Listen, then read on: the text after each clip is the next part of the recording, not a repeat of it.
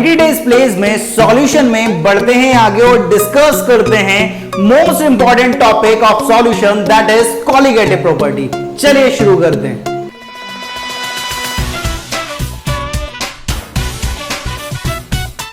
यार अभी तक सॉल्यूशन में अपन ने क्या क्या पढ़ लिया, थोड़ा सा मैं आपको रिवाइज कराने की कोशिश करता हूं। अभी तक अपन कॉन्सेंट्रेशन टर्म पर बात कर चुके हैं कि कॉन्सेंट्रेशन टर्म क्या होते हैं, और दूसरा जो टॉपिक अपन ने लिया था वो था राउल्ट्स लॉ। इन दोनों टॉपिक से अब क्या न्यूमेरिकल क्या क्वेश्चन बनेंगे उनकी थोड़ी सी मैं बात करने की आपसे कोशिश करता हूं। कॉन्सेंट्रेशन टर्म से या तो आपसे डेफिनेशन पूछेगा या आपसे न्यूमेरिकल पूछ सकता है कॉन्सेंट्रेशन टर्म पर बेस पर, और ज्यादातर चांसेस हैं कि वो मोलरिटी का न्यूमेरिकल पूछे या मोलिलिटी का न्यूमेरिकल पूछे, क्योंकि आप जब आप प्रीवियस ईयर क्वेश्चन देखोगे ना यार, तो ज्यादातर जो न्यूमेरिकल आए हुए हैं वो मोलिलिटी पर आए हुए हैं या इन टर्म्स ऑफ परसेंटेज के टर्म में भी आए हुए हैं। ठीक है, तो दो टाइप के क्वेश्चन बनते हैं कॉन्सेंट्रेशन टर्म में। पहला जो बनेगा वो है आपकी डेफिनेशन बेस्ड कि define molality, define mole fraction, इस तरह के क्वेश्चन पूछ सकता है। और दूसरा आपसे पूछेगा न्यूमेरिकल ऑन कॉन्सेंट्रेशन टर्म। ये कॉन्सेंट्रेशन टर्म वाला पार्ट खत्म होता है यहां पर। दूसरा राउल्ट्स लॉ, राउल्ट्स लॉ में आपसे पूछेगा डिफाइन राउल्ट्स लॉ या न्यूमेरिकल। ठीक है, फिजिकल केमिस्ट्री के टॉपिक हैं और फिजिकल केमिस्ट्री में या तो बहुत कम चांसेस हैं कि थ्योरेटिकल क्वेश्चन आए, और थ्योरेटिकल नहीं आएंगे तो न्यूमेरिकल ही बनेंगे भाई, क्योंकि न्यूमेरिकल भर भर के अपन को करना पड़ेगा। फिजिकल केमिस्ट्री है और न्यूमेरिकल की आपको टेंशन लेनी नहीं है। बाबा जी आए हुए हैं, आपको वीडियो की लिंक दी गई है, उसमें आपके पास बहुत सारे क्वेश्चंस हैं, वैरायटी ऑफ क्वेश्चन। अगर उन्हें कर लिया तो एक भी ऐसा क्वेश्चन नहीं होगा जो आपसे नहीं बनेगा। आगे बढ़ते हैं, सॉल्यूशन लेक्चर 3। आज का जो टॉपिक स्टार्ट होगा वो है हमारे पास ideal and non ideal solution. Ideal and non ideal solution से हमारे पास एक थ्योरेटिकल क्वेश्चन बनता है। आपसे कई बार ऐसा सवाल पूछा जाता है कि right the difference between ideal and non ideal solution, की आइडियल और नॉन आइडियल सॉल्यूशन का डिफरेंस बताओ भाई। अब डिफरेंस करना बड़ा आसान है, उसे अपन देखते हैं कि किस तरह से बहुत आसानी से आपके दिमाग में मैं पॉइंट्स को फिट करता हूं। देखना, अब यहां पर पूरा कॉन्सेंट्रेशन आपका मेरे साइड होना चाहिए और मैं आपके दिमाग में कुछ चीजों को फिक्स करूंगा। देखना, सबसे पहले ideal and non ideal solution को लिखा, डिफरेंस कर लिया जैसा अपन करते थे, बीच में लाइन खींची, इधर आइडियल और इधर नॉन आइडियल। अब आइडियल सॉल्यूशन, सबसे बड़ी बात कि आइडियल सॉल्यूशन बनेगा कब? आइडियल सॉल्यूशन तब बनेगा जब सॉल्वेंट सॉल्वेंट में जितना इंटरेक्शन लग रहा है, सॉल्वेंट सॉल्वेंट मॉलिक्यूल में जितना इंटरमॉलिक्यूलर फोर्स ऑफ अट्रैक्शन रहेगा। नॉर्मल सी बात है, सॉल्वेंट सॉल्वेंट है, उन दोनों के जो सॉल्वेंट मॉलिक्यूल होंगे उनमें क्या लग रहा होगा? Intermolecular force of attraction. जितना intermolecular force of attraction solvent solvent के मॉलिक्यूल में लग रहा है, अगर उतना ही इंटरेक्शन सॉल्यूट सॉल्यूट के मॉलिक्यूल में लगे और उतना ही इंटरेक्शन सॉल्यूट और सॉल्वेंट के मॉलिक्यूल में लगे, तब आपका आइडियल सॉल्यूशन फॉर्म होगा। कोई आपसे पूछे कि आइडियल सॉल्यूशन का फॉर्म होगा कि तब फॉर्म होगा when interaction between solvent solvent equal to solute solute equal to solute solvent molecule. कोई आपसे पूछे नॉन आइडियल का फॉर्म होगा, नॉन आइडियल सॉल्यूशन तब फॉर्म होगा जब interaction between solvent solvent solute solute is not equal to solvent solute molecule, कि जितना इंटरेक्शन सॉल्यूट सॉल्यूट के पार्टिकल में लग रहा है या जितना इंटरेक्शन सॉल्वेंट सॉल्वेंट के पार्टिकल में लग रहा है, अगर अनइक्वल लगे, किसके मतलब या तो ज्यादा लगे इन दोनों के रेस्पेक्ट में या कम लगे सॉल्यूट सॉल्वेंट में, तब आपका नॉन आइडियल सॉल्यूशन फॉर्म होगा। आइडियल सॉल्यूशन कब फॉर्म होगा, नॉन आइडियल सॉल्यूशन कब फॉर्म होगा, उनका पहला पॉइंट। अब दूसरा पॉइंट बहुत इंपॉर्टेंट है। दूसरा इंपॉर्टेंट पॉइंट है आइडियल सॉल्यूशन में observed vapour pressure of solution और calculated vapour pressure of solution बराबर आता है। अब बात आती है कि ये जो कैलकुलेटेड वेपर प्रेशर है भाई, ये है क्या, कहां से कैलकुलेट करते हैं? अभी सीखा था कि अपन जो कैलकुलेट करते हैं वो किससे करते हैं? राउल्ट्स लॉ से। राउल्ट्स लॉ से करते हैं भाई, याद रखें। वेपर प्रेशर के लिए आपके पास एक ही लॉ है, दैट इज राउल्ट्स लॉ। ठीक है, तो ऑब्जर्व वेपर प्रेशर मतलब ऑब्जर्व का मतलब क्या हुआ है? ऑब्जर्व का मतलब हुआ है एक्सपेरिमेंटल, कि आपने कुछ एक्सपेरिमेंट करा भाई और एक्सपेरिमेंट करके आपने वेपर प्रेशर निकाला है सॉल्यूशन का, और आपने राउल्ट लॉ के फॉर्मूले से आपने आंसर निकाला है। तो इन दोनों, ये दोनों जो होंगे वैल्यूज जो होंगी वो बराबर होंगी आइडियल सॉल्यूशन के केस में। अब बात आती है नॉन आइडियल सॉल्यूशन के केस में। नॉन आइडियल के केस में observed vapour pressure of solution is not equal to calculated vapour pressure of solution by Raoult's law.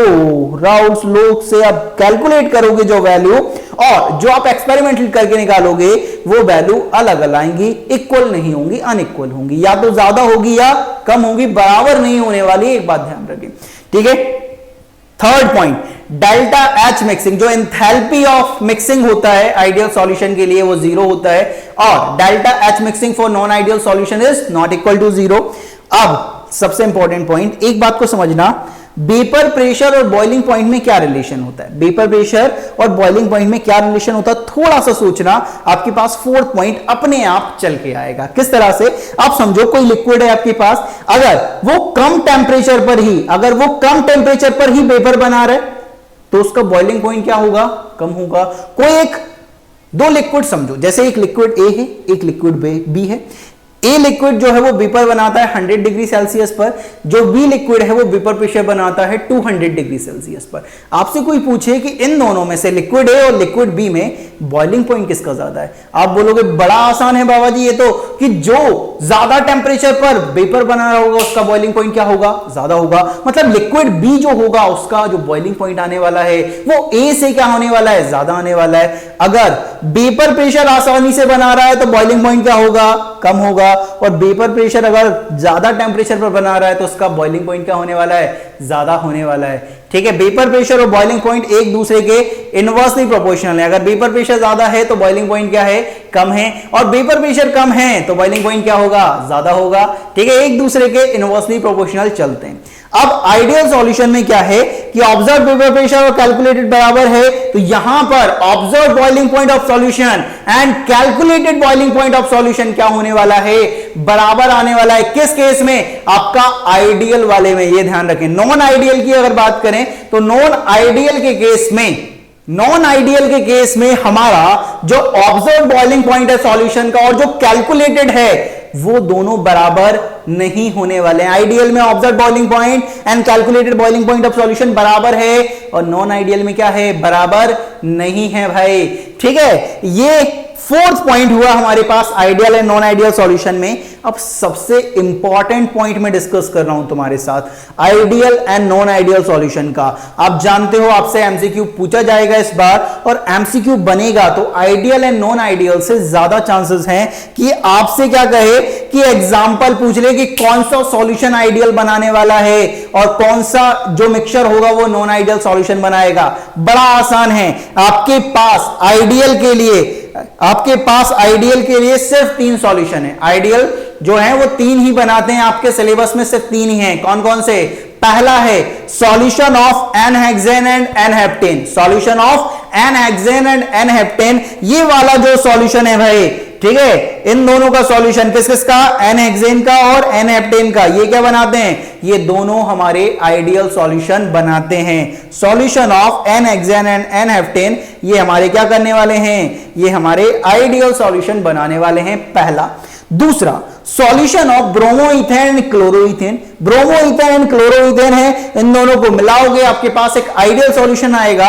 Ideal solution का क्या मतलब होता है, आइडियल सॉल्यूशन का मतलब होता है कि जितना इंट्रैक्शन सॉल्वेंट के मॉलिक्यूल में लग रहा है उतना ही इंट्रैक्शन सॉल्यूट के मॉलिक्यूल में लगे, और उतना ही इंट्रैक्शन किसमें लगे, सॉल्यूट और सॉल्वेंट के मॉलिक्यूल में लगे, तब आपका आइडियल सॉल्यूशन तैयार हो जाएगा। तो दूसरा जो आपके पास एग्जांपल है वो बहुत अच्छा है, solution of bromoethane and chloroethane, n hexane n heptane, solution of bromoethane and chloroethane भी क्या करते हैं मेरे दोस्तों, ये भी आइडियल सॉल्यूशन बनाते हैं, ये भी क्या करते हैं, आइडियल सॉल्यूशन बनाते हैं। आइडियल सॉल्यूशन अब तो समझ गए हो, अब तो दिमाग में फिट हो गया है एकदम, अब तो भूलने का कोई चांस है ही नहीं है। मैं दोबारा से मेमोराइज करवाऊंगा, गारंटी लेता हूं आपके दिमाग में जाएगा ये पॉइंट, ठीक है। थर्ड जो है आपके पास वो है solution of benzene and toluene, solution of benzene and toluene, toluene जानते हो ना यार, टोलुइन जानते हो, बेंजीन में से एक एच हटाओ उसकी जगह पर CH3 लगा दो, आपके पास टोलुइन आ जाएगा। तो आइडियल में 3 example, solution of n hexane n heptane, solution of bromoethane chloroethane, and third solution of benzene and toluene, ये तीनों आपके लिए बहुत इंपॉर्टेंट रखते हैं। पूरा आइडियल सॉल्यूशन एक तरफ, ये 3 एग्जांपल एक तरफ, पूरा आइडियल सॉल्यूशन में बोल रहा हूं, पूरा आइडियल सॉल्यूशन एक तरफ है और ये 3 एग्जांपल एक तरफ है, क्योंकि ज्यादातर चांसेस बनता है इस तरह का एमसीक्यू जरूर बनेगा आपके साथ कि which of the following form ideal solution, इन तीनों में से एक ऑप्शन जरूर होगा, और जैसे ही देखोगे टिक मारोगे और आगे बढ़ोगे, क्योंकि बाबा जी ने पहले ही पढ़ा दिया है तुम्हें। अब बात करते हैं नॉन आइडियल सॉल्यूशन की, कि नॉन आइडियल सॉल्यूशन कौन कौन बनाता है भाई। सबसे पहला एग्जांपल देखा जाता है mixture of ethanol and acetone. Ethanol लो, एसीटोन लो, दोनों को मिलाओ, जो सॉल्यूशन तैयार होगा वो नॉन आइडियल सॉल्यूशन तैयार होगा। वो क्या होगा? नॉन आइडियल सॉल्यूशन तैयार होगा, इस बात का ध्यान रखेंगे। दूसरा एग्जांपल नॉन आइडियल में आता है solution of carbon disulphide and acetone. आपके पास एसीटोन है, उसमें कार्बन डाइसल्फाइड मिलाओ, आपके पास जो सॉल्यूशन तैयार हुआ वो भी नॉन आइडियल सॉल्यूशन तैयार हुआ। तो सेकंड एग्जांपल आपके पास क्या है? Solution of carbon disulphide and acetone. इन दोनों का जो सॉल्यूशन होता है वो भी क्या होता है आपके लिए? नॉन आइडियल होता है, इस बात का ध्यान रखेंगे। अब बात करते हैं थोड़ी सी, ठीक है, थोड़ी सी, ये दोनों जो सॉल्यूशन है वो है पॉजिटिव डिविएटेड। अब ये पॉजिटिव डिविएटेड या नेगेटिव डिविएट क्या होता है, इसकी थोड़ी सी आगे चल के बात करेंगे। अभी सिर्फ इतना समझना, पॉजिटिव डिविएटेड या नेगेटिव डिविएटेड ये नॉन आइडियल का टाइप है। नॉन आइडियल का ये टाइप होता है, दो टाइप का होता है, positive deviated solution and negative deviated solution from routes flow. अब जो नेक्स्ट एग्जांपल देखा जाता है नॉन आइडियल में वो है आपके पास mixture of chloroform and acetone. And fourth example mixture of phenol and aniline. सबसे ज्यादा तुम जो कंफ्यूज होगे वो होगे फिनोल और एनिलीन के केस में, तो इसे ध्यान रखना है। ये क्या है आपके पास? Non ideal solution. ये आपके पास टोटल आपके पास 7 एग्जाम्पल हैं, जिनमें से 3 आपके आइडियल के हैं और 4 आपके नॉन आइडियल के हैं। और नॉन आइडियल में 2 एग्जाम्पल आपके पॉजिटिव डिविएटेड के हैं और 2 एग्जाम्पल आपके नेगेटिव डिविएट के हैं। कोई आपसे पूछेगा, आपके नॉलेज थोड़ा सा चेक करेगा एग्जामिनर कि बच्चे को आता है या नहीं, पॉजिटिव डिविएटेड पढ़ के आया है कि नहीं, वो पूछेगा। नॉन आइडियल नहीं कहेगा आपसे क्या कहेगा? पॉजिटिव डिविएटेड सॉल्यूशन का एग्जाम्पल बताओ या नेगेटिव डिविएटेड का एग्जाम्पल बताओ। आपको ध्यान रखना है ये नॉन आइडियल की टाइप है। ऊपर के 2 एग्जांपल कौन कौन से? Mixture of ethanol and acetone, ये positive deviated. Mixture of carbon disulphide and acetone, ये पॉजिटिव का। ये दोनों एग्जांपल पॉजिटिव में रख दो भाई। अब नेगेटिव की बात करते हैं कि नेगेटिव में क्या पुट करना है। नेगेटिव में आपको पुट करना है क्लोरोफॉर्म और एसीटोन, दोनों को मिलाओ, जो सॉल्यूशन तैयार वो नेगेटिव डिविएटेड। और फिनोल और एनिलीन को मिलाओ, ये भी नेगेटिव डिविएटेड। समझ रहे हो? आपके पास अब 3 कैटेगरी, आपको याद कैसे रखना है? Ideal, positive deviated, negative deviated. याद रखना है, नॉन आइडियल पूछेगा तो दोनों को मिला दो, और पॉजिटिव डिविएट पूछे तो अलग, नेगेटिव डिविएटेड पूछे तो अलग। बड़ा आसान है, ठीक है। अब मैं इन चीजों को आपको माइंड में प्लॉट करने की कोशिश करूंगा, बड़े आराम से देखना यहां पर। अब ये जो आइडियल और नॉन आइडियल की पूरी कहानी है ना, आपके दिमाग में घुमाने की कोशिश करता हूं। देखना यहां पर कि कोई पूछे आइडियल नॉन आइडियल का डिफरेंस बताना है, बड़ा आसान। पहला पॉइंट तुम बनाओगे कि आइडियल सॉल्यूशन बनेगा कैसे, नॉन आइडियल सॉल्यूशन बनेगा कैसे। बड़ा आसान है कि जब इंटरमॉलिक्यूलर फोर्स ऑफ अट्रैक्शन, जितना सॉल्वेंट में लग रहा है उतना ही अगर सॉल्यूट में लगे और उतना ही सॉल्वेंट में लगे, तब आपका आइडियल बन जाएगा। नॉन आइडियल पूछे कब बनेगा कि जितना इंट्रैक्शन सॉल्वेंट में लगे, जितना इंट्रैक्शन सॉल्यूट में लगे, उतना अगर इंट्रैक्शन सॉल्वेंट में नहीं लग रहा है तो वो नॉन आइडियल सॉल्यूशन बनाएगा। दूसरा point, observe vapour pressure calculated बराबर है, ऑब्जर्व वेपर प्रेशर कैलकुलेटेड एक अनइक्वल है भाई। तीसरा, यहां पर डेल्टा एच मिक्सिंग 0, यहां पर delta H mixing not equal to 0। यहां पर फोर्थ पॉइंट, यहां पर जो ऑब्जर्व बॉइलिंग पॉइंट है सॉल्यूशन का और कैलकुलेटेड बराबर है, यहां पर observe boiling point of solution और calculated boiling point of solution बराबर नहीं है, क्योंकि ऑब्जर्व वेपर प्रेशर और कैलकुलेटेड वेपर प्रेशर बराबर नहीं है। अगर ये दोनों बराबर नहीं होंगे तो बॉइलिंग पॉइंट कैसे बराबर हो सकता है दोस्त? थोड़ा सा दिमाग लगा रहा है। वेपर प्रेशर और बॉइलिंग पॉइंट एक दूसरे के इनवर्सली प्रोपोर्शनल, समझ रहे हो? ये पॉइंट आपके पास। और लास्ट में एग्जाम्पल को अब देखना कितने दिमाग में आपके मैं फिट करता हूं। देखो, आइडियल पूछे 3 एग्जाम्पल, कौन कौन से? Solution of n hexane and heptane, solution of bromoethane chloroethane, solution of benzene and toluene, ये आइडियल में रख दो। अब नॉन आइडियल की बात करें तो नॉन आइडियल में 2 कंडीशन बना दी, positive deviated, negative deviated. Positive deviated की बात करते हैं तो पॉजिटिव डिविएटेड में क्या होगा? 2 एग्जांपल हैं, कौन कौन से? Mixture of ethanol and acetone, mixture of carbon disulphide and acetone, ये पॉजिटिव में रख दो। नेगेटिव की कोई बात करें तो नेगेटिव में 2 रख दो, कौन कौन सा? क्लोरोफॉर्म और एसीटोन, और बेंजीन और एलिलीन का जो सॉल्यूशन बनेगा वो नेगेटिव में। तो टोटल आइडियल नॉन आइडियल एक तरफ, ये एग्जाम्पल एक तरफ। ये ध्यान रखना है, एग्जाम्पल को भूलने की कोशिश नहीं करना है। आप तो दिमाग में फिट हो गए हैं यार। पॉजिटिव, नेगेटिव, इनके पॉइंट्स और इनके एग्जाम्पल। अब क्या होता है, कई बार आपसे क्या करता है कई बार आपसे क्या करता है, ideal and non ideal solution का डिफरेंस ना पूछकर वो क्या करता है, positive deviated and negative deviated का क्या पूछ लेता है, डिफरेंस पूछता है। अब बड़ा आसान है, उससे अपन पढ़ेंगे नहीं, उससे अपन सिर्फ रिलेट करेंगे। देखना, अब पॉजिटिव डिविएटेड में क्या है कि ऐसा सॉल्यूशन जिसमें क्या है, जो ऑब्जर्व वेपर प्रेशर है सॉल्यूशन का वो क्या हो, ज्यादा हो calculated vapour pressure of solution से। नेगेटिव में क्या होगा, जो ऑब्जर्व वेपर प्रेशर होगा सॉल्यूशन का वो क्या होगा, कम होगा। किससे calculated vapour pressure of solution से। दूसरा पॉइंट बनाओगे तुम, यहां पर पॉजिटिव में delta H mixing greater than 0, यहां पर delta H mixing less than 0।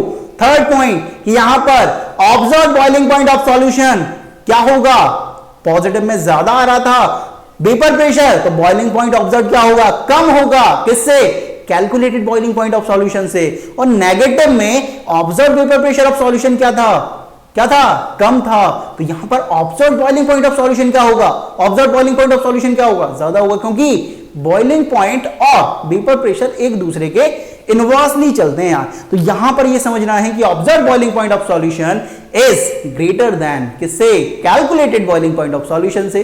और लास्ट में इनके दोनों के एग्जांपल जो आइडियल नॉन आइडियल में तुमने पढ़ लिए, तो बड़ा आसान है ना कि आइडियल नॉन आइडियल पढ़ा, उससे तुम पॉजिटिव नेगेटिव बढ़ा दो, पॉजिटिव में हमेशा ज्यादा होगा, याद रखना है। और सिर्फ उल्टा किस केस में हो जाएगा, बॉइलिंग पॉइंट के केस में, ये ध्यान रखेंगे। और एग्जाम्पल तो तुम्हें अभी से आ गए हैं पॉजिटिव एंड नेगेटिव डिविएटेड के।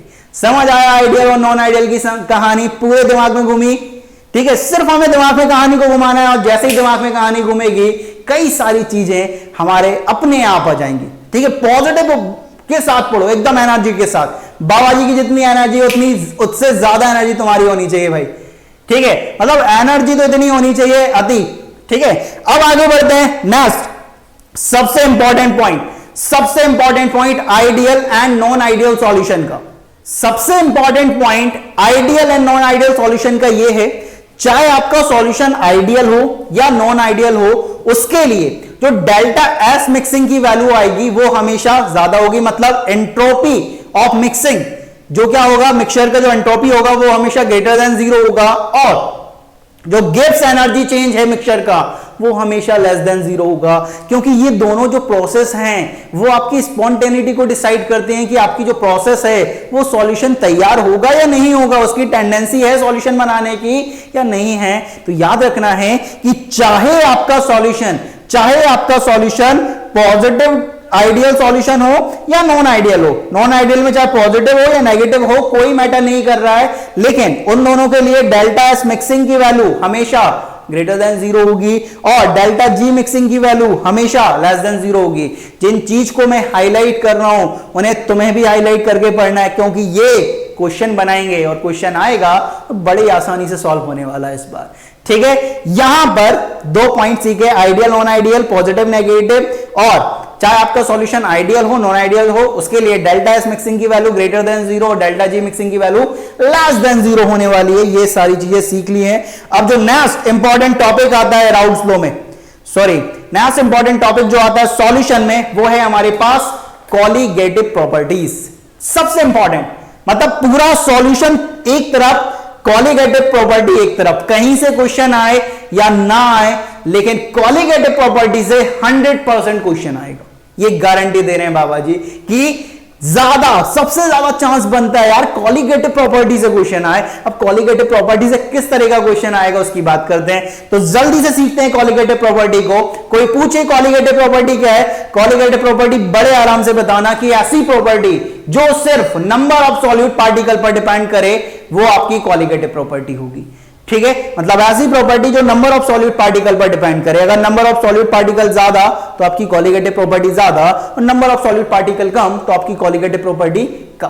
मतलब समझ रहे हो कि डायरेक्टली प्रोपोर्शनल चल रही है नंबर ऑफ सॉल्यूट पार्टिकल के, कि अगर कोई आपसे कहे कि अगर आपका नंबर ऑफ सॉल्यूट पार्टिकल क्या हो जाएगा, ज्यादा हो जाएगा, तो आपकी कॉलिगेटिव प्रॉपर्टी भी क्या आने वाली है, ज्यादा आने वाली, क्योंकि डायरेक्टली प्रोपोर्शनल का रिलेशन है, एक बढ़ेगा तो दूसरा अपने आप बढ़ेगा, याद रखें। अब कॉलिगेटिव प्रॉपर्टी में हमें 4 कॉलिगेटिव प्रॉपर्टी डिस्कस करनी है। पहली है relative lowering in vapour pressure, पहले ही डिस्कस कर चुके हैं सेकंड लेक्चर में। सेकंड है हमारे पास elevation in boiling point, third depression in freezing point, and fourth osmotic pressure. सबसे पहली बात करते हैं अपन, सबसे पहली आपके पास है relative lowering in vapour pressure. सबसे पहली जो है आपके पास वो है आपके पास क्या, relative lowering in vapour pressure की वेपर प्रेशर में कितनी लॉवरिंग हुई है। अपन ने सीख लिया था वो कितना था, P note minus P of solution upon P naught equal to X B. अब कई सारे लोगों के दिमाग में एक क्वेश्चन आता है कि अभी आपने बोला बाबा जी कि ये तो नंबर ऑफ सॉल्यूट पार्टिकल पर डिपेंड कर रही है, जैसे ही मैं ये एक्सप्रेशन देख रहा हूं किसका, relative lowering in vapour pressure का, इसमें तो मेरे को ऐसा कुछ दिख नहीं रहा। चलो देखने की कोशिश करते हैं, यहां पर आओ भाई, देखने की कोशिश करते हैं कि किस तरह से आपको यहां पर नंबर ऑफ सॉलिड पार्टिकल दिखते हैं। आप एक्सबी को क्या लिख सकते हो, आप एक्सबी को लिख सकते हो क्या, small N divided by small N plus capital N. ठीक है, अगर आपका सॉल्यूशन डाइल्यूट है, अगर आपका सॉल्यूशन डाइल्यूट है, जो नीचे वाला एन है उसे आप क्या कर सकते हो, नेग्लेक्ट कर सकते हो। तो जो आपका relative lowering in vapour pressure है that is P note minus P of solution upon P nought, वो किसके डायरेक्टली प्रोपोर्शनल होगा, स्मॉल एन के। अगर small n that is number of moles of solute particle, अगर नंबर ऑफ सॉल्यूट पार्टिकल बढ़ेंगे तो number of moles of solute particle बढ़ेंगे, और number of moles of solute particle बढ़ेंगे तो relative lowering in vapour pressure भी क्या होगा, बढ़ेगा। थोड़ा सा सोचो, यहां पर थोड़ा सा सोचने की जरूरत है आपको, किस तरह से, यहां देखना समझना बिल्कुल आसान है। मैं आपकी इमेजिनेशन को लेकर जाऊंगा वहां पर, ठीक है, पूरा ध्यान यहां पर होना चाहिए। सारी चीजों को अपन ऑब्जर्व करेंगे, इमेजिन करने की कोशिश करेंगे। यहां देखो कि अगर नंबर ऑफ सॉल्यूट पार्टिकल ज्यादा है तो relative lowering in vapour pressure क्यों ज्यादा है, यहां पे समझना।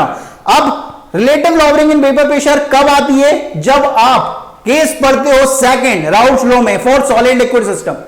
ठीक है, मतलब अगर नंबर ऑफ सॉल्यूट पार्टिकल ज्यादा मतलब नॉन वोलेटाइल सॉल्यूट ज्यादा, और नॉन वोलेटाइल सॉल्यूट ज्यादा, तो वो सॉल्वेंट को भी रोकेंगे कि तुम भी वेपर मत बनाओ, क्योंकि सॉल्यूट की टेंडेंसी है, सॉलिड है वो तो वेपर नहीं बनाएगा, और सॉल्वेंट से कहेगा कि भाई तुम भी मत बनाओ, हम तो डूब रहे हैं सनम, तुम्हें भी लेकर डूबेंगे। तो वही कहानी है कि मैं भी नहीं पढ़ रहा हूं तुम भी मत पढ़ो, या फिर मैं भी पढ़ रहा हूं तुम भी पढ़ो, ये भी हो सकता है। ठीक है, सबको पॉजिटिव वे में लेकर देखो कि सॉल्यूट जो है वो क्या बोल रहा है इससे, सॉल्वेंट से, कि तुम भी वेपर मत बनाओ। ठीक है, और जितने ज्यादा सॉल्यूट पार्टिकल होंगे उतनी ज्यादा इनकी टेंडेंसी होगी कि ये सॉल्वेंट से जुड़े और उन्हें भी वेपर नहीं बनाने दें। अगर नंबर ऑफ सॉल्यूट पार्टिकल ज्यादा होंगे तो relative lowering in vapour pressure भी क्या होने वाली है, ज्यादा आने वाली है। मतलब जो आपका सॉल्यूशन है उसमें जो लॉवरिंग आएगी, जो सॉल्यूशन का वेपर प्रेशर आएगा वो बहुत कम होने वाला है। ठीक है, तो पहली प्रॉपर्टी कॉलिगेटिव में relative lowering in vapour pressure, समझ आया भाई। ठीक है, आगे बढ़ते हैं सेकंड प्रॉपर्टी को देखते हैं। सेकंड जो प्रॉपर्टी हमें डिस्कस करनी है वो है हमारे पास यार एलिवेशन इन बॉइलिंग पॉइंट। क्या है हमारे पास, एलिवेशन इन बॉइलिंग पॉइंट, जिसे आप डेल्टा टीवी से डिनोट करते हो। क्या करते हो, डेल्टा टीवी से डिनोट करने की कोशिश करते हो कि अब elevation in boiling point, elevation in boiling point का मतलब क्या है, आपके पास एक लिक्विड है, आपके पास एक लिक्विड है। सपोज बिल्कुल आसान से समझाने की कोशिश करता हूं, आपके पास वाटर है, वाटर सबने देखा है, ठीक है, देखा होगा ना, ठीक है, H2O।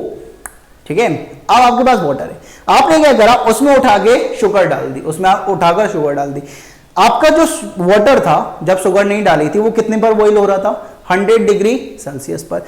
आपने उसमें क्या डाल दी, शक्कर उठा के डाल दी या नमक उठा के डाल दिया, क्या अब भी वो 100 डिग्री सेल्सियस पर बॉईल होगा? ये छोटा सा एक्सपेरिमेंट अपने घर पर करके देखना, अपने घर पर करके देखना कि आज क्या करना, आज एक वो लेना, ठीक है, बर्तन लेना कुछ भी, ठीक है, उसमें आप पानी डालना, फिर नमक डालना, फिर उसे बॉईल करना। एक सिंपल वाटर, एक वाटर विद सॉल्ट या शुगर। कहां पर बॉइलिंग पॉइंट ज्यादा होगा, कहां पर वेपर बहुत तेजी से बनेगी, जो प्योर है। और जैसे ही शुगर या सॉल्ट ऐड किया, जैसे ही नॉन वोलेटाइल सॉल्यूट ऐड किया, तो जो बॉइलिंग पॉइंट था उसमें क्या आया, एलिवेशन आया, मतलब उसका बॉइलिंग पॉइंट क्या हो गया, बढ़ गया। Elevation in boiling point, delta TB. अब डेल्टा टीबी किसके बराबर होता है? डेल्टा टीबी बराबर होता है आपका केबी इंटू एम के बराबर। किसके बराबर होता है? केबी इंटू एम। एम का मतलब क्या है? मोलैलिटी। अब ये केबी क्या होता है यार? केबी का मतलब होता है मोलर एलिवेशन कांस्टेंट। ऐसा देखा गया कि जो एलिवेशन है बॉइलिंग पॉइंट में वो डायरेक्टली प्रोपोर्शनल होता है मोलैलिटी के। प्रोपोर्शनलिटी साइन को हटाए, कांस्टेंट आया, दैट इज केबी। जैसे आपने क्या बोला? Molar elevation constant. कोई आपसे पूछे कि आपके सॉल्यूशन का बॉइलिंग पॉइंट क्या है, तो इसे निकालना बड़ा आसान है। किस तरह से? कि एलिवेशन आया मतलब आपका जो सॉल्यूशन है उसका बॉइलिंग पॉइंट बढ़ गया है। कितने से बढ़ा है? डेल्टा टीबी से बढ़ा है सपोज। तो सॉल्यूशन का बॉइलिंग पॉइंट क्या होगा? कि सॉल्वेंट का बॉइलिंग पॉइंट प्लस आप क्या करो? डेल्टा टीबी ऐड कर दो, तो आपके पास क्या निकल जाएगा? आपके पास निकल जाएगा बॉइलिंग पॉइंट ऑफ सॉल्यूशन। तो ये दोनों फॉर्मूले याद रखने हैं। कई बार क्या होगा? आपसे पूछा जाएगा कि बॉइलिंग पॉइंट ऑफ सॉल्यूशन क्या होगा, और कई सारे लोग क्या करेंगे? सिर्फ एलिवेशन पर आकर रुक जाएंगे। एलिवेशन आपका फाइनल आंसर नहीं है, आपसे पूछा है बॉइलिंग पॉइंट ऑफ सॉल्यूशन। तो बॉइलिंग पॉइंट ऑफ सॉल्यूशन में आपको क्या करना पड़ेगा? डेल्टा टीबी को ऐड करना पड़ेगा। किसके साथ? सॉल्वेंट के बॉइलिंग पॉइंट के साथ। तो आपके पास आ जाएगा बॉइलिंग पॉइंट ऑफ सॉल्यूशन। तो दूसरी colligative property elevation in boiling point. Third पर मूव करते हैं। थर्ड है आपके पास यार डिप्रेशन इन फ्रीजिंग पॉइंट। की फ्रीजिंग पॉइंट में कितना डिप्रेशन है। इसे भी बड़ा सिंपल एक्सपेरिमेंट है, कर सकते हो। क्या करो? आप वाटर लो, उसे फ्रिज में रखो, ठीक है, और आप एक वाटर लो और वाटर में थोड़ी सी शुगर लो, फिर उसे फ्रीजर में रखो। तो कौन जल्दी फ्रीज होगा? कौन जल्दी फ्रीज होगा भाई? थोड़ा सा सोचना इस बारे में कि जैसे ही आप नॉन वोलेटाइल सॉल्यूट ऐड करते हो तो जो फ्रीजिंग पॉइंट होता है उसमें डिप्रेशन देखा जाता है कि फ्रीजिंग पॉइंट डिप्रेस हो जाता है, कम हो जाता है। मतलब ज्यादा देर से जमेगा कौन? फ्रीज कौन होगा? जो शुगर वाला है वो ज्यादा देर में जमेगा, क्योंकि उसका फ्रीजिंग पॉइंट कम हो गया। वाटर का फ्रीजिंग पॉइंट है 0 डिग्री सेल्सियस। जैसे ही आपने उसमें शुगर डाली, उसका फ्रीजिंग पॉइंट 0 डिग्री सेल्सियस नहीं रहने वाला है, उसका हो जाएगा 0 से कम, दैट इज -2 या -3 डिग्री सेल्सियस। समझ रहे हो क्या हो रहा है? हो ये रहा है कि जैसे ही नॉन वोलेटाइल सॉल्यूट ऐड कर रहे हो, आपका जो फ्रीजिंग पॉइंट है वो कम हो रहा है, that is depression in freezing point देखा जा रहा है। और डिप्रेशन फ्रीजिंग पॉइंट को आप किससे रिप्रेजेंट कर रहे हो? डेल्टा टीएफ से।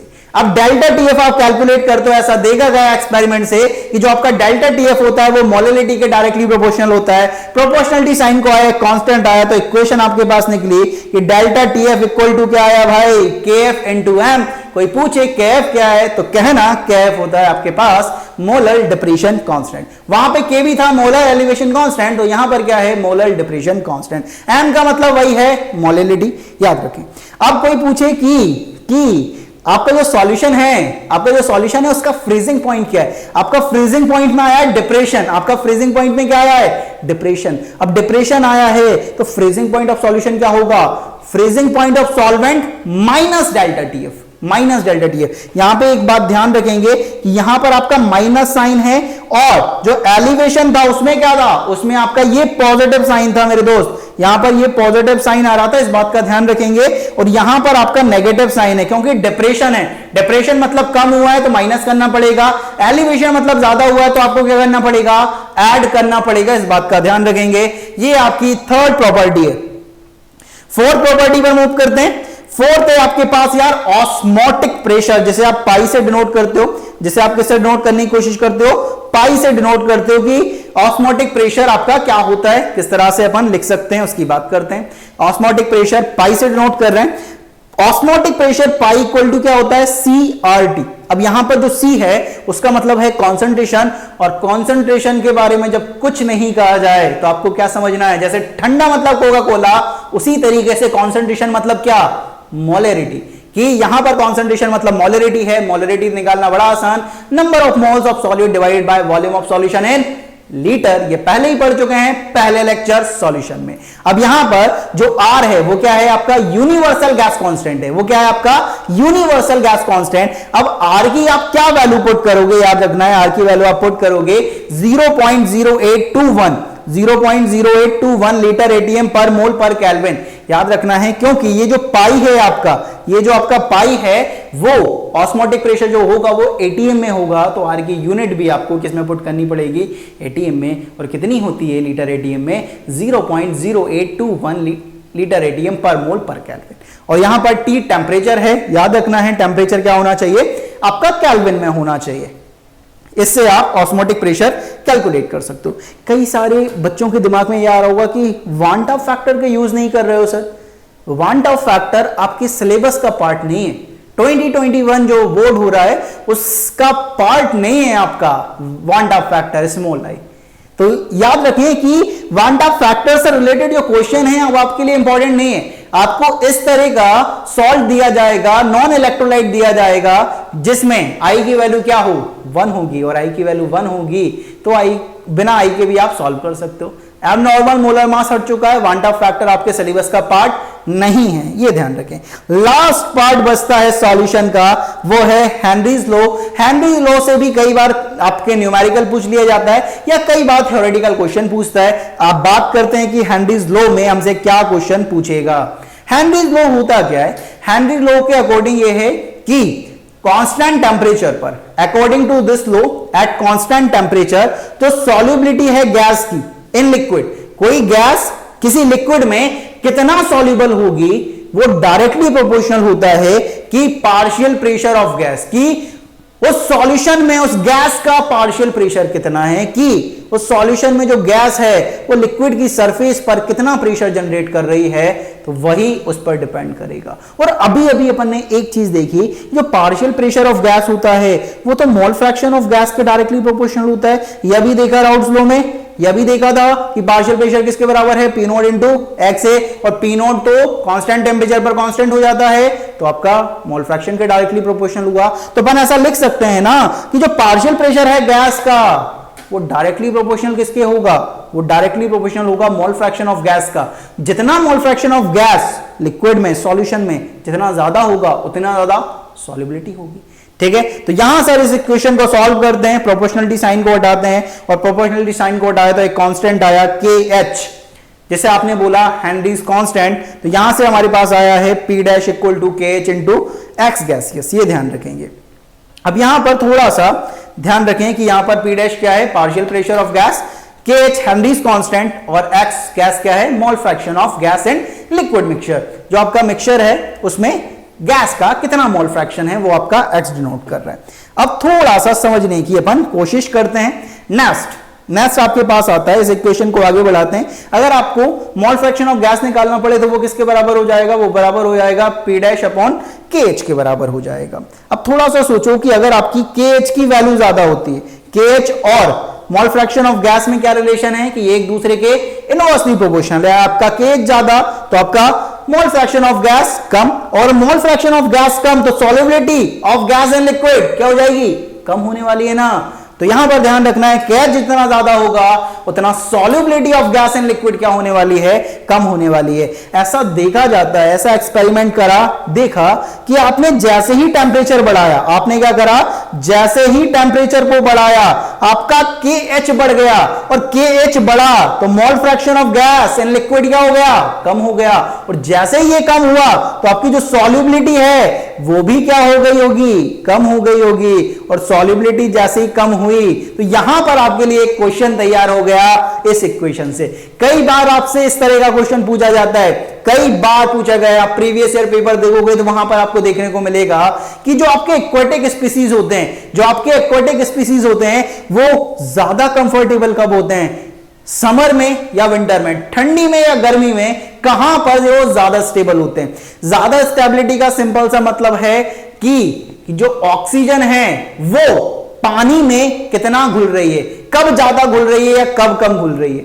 अब थोड़ा सा सोचो कि समर होता है, समर मतलब गर्मी, और गर्मी है तो यहां पर क्या होगा, टेम्परेचर ज्यादा होगा, और टेम्परेचर ज्यादा होगा तो KH की वैल्यू क्या होगी, क्या होगी, ज्यादा होगी। और KH की वैल्यू ज्यादा है तो mole fraction of gas and liquid क्या हो जाएगा, कम हो जाएगा। तो solubility of gas and liquid क्या हो जाएगी, कम हो जाएगी।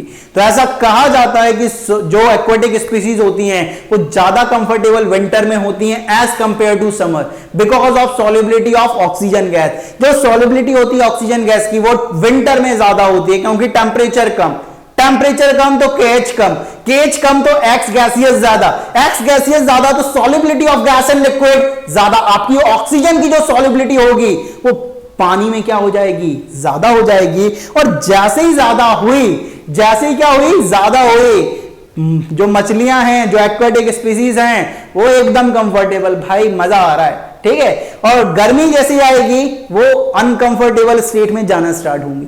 जैसे अभी तक तुम कंफर्टेबल स्टेट में पढ़ रहे थे, ठीक है, एकदम लॉकडाउन चल रहा था, लेकिन अब पेपर आने वाले हैं, अब कंफर्टेबल से आप अनकंफर्टेबल स्टेट में आओगे और बहुत अच्छा स्कोर आप हासिल करोगे।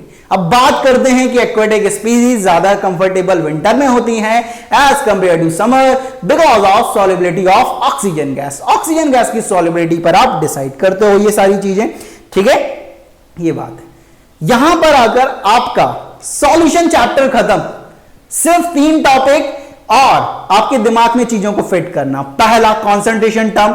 अब बात थोड़ी सी करते हैं कि क्वेश्चन कहां से बनेगा। क्वेश्चन बनेगा आपके पहले कंसंट्रेशन टर्म से।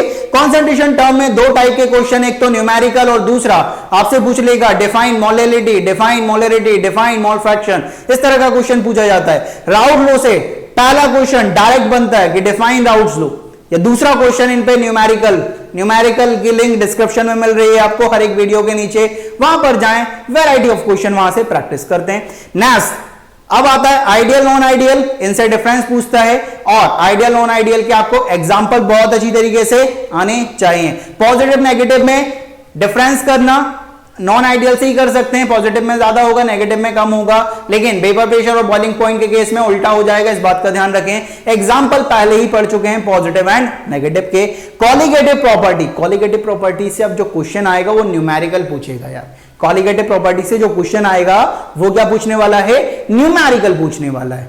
और जो न्यूमेरिकल की लिंक है वो आपको डिस्क्रिप्शन में मिल रही है हर एक वीडियो के नीचे, वहां पर आप जाएं और number of variety of question वहां से प्रैक्टिस कर सकते हैं और अपने टॉपिक में थोड़ी सी जान डाल सकते हैं, ठीक है। नेक्स्ट हेनरीज लॉ से डायरेक्ट एक्सप्रेशन या एक्वाटिक स्पीसीज वाला, ये वाला जो कॉन्सेप्ट है वो आपसे पूछा जाता है, इस बात का ध्यान रखेंगे। तो ये पूरी कहानी हुई सॉल्यूशन की।